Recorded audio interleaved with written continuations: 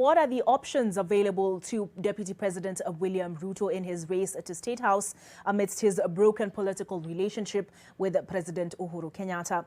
Vincent Udwar spoke to some commentators, and here is their take.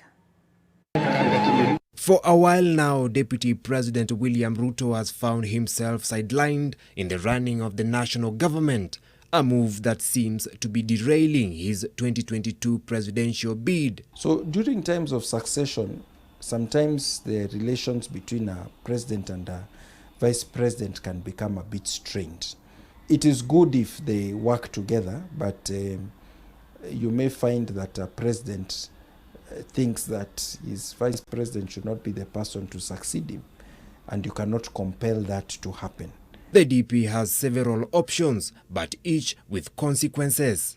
Is to humble himself, talk to his boss, continue until the end of his term, and then launch his bid for the presidency in 2022.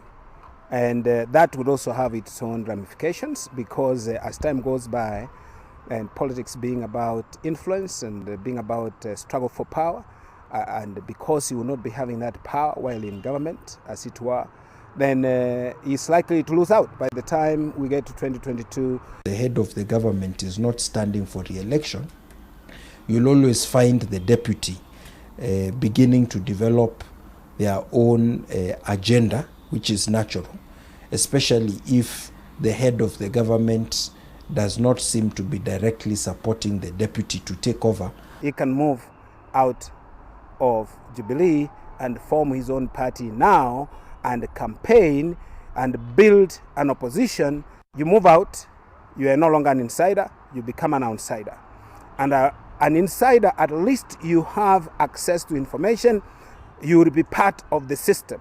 But when you are outside the system, then you'll be against the system, and the system will fix you. The government machinery sometimes can stop certain things you've been doing. Businesses that you've been doing might suffer if you have been using governmental authority to be able to get certain tenders in government. All that will suffer, which means then he will also lose financially, and he might be weaker in 2022.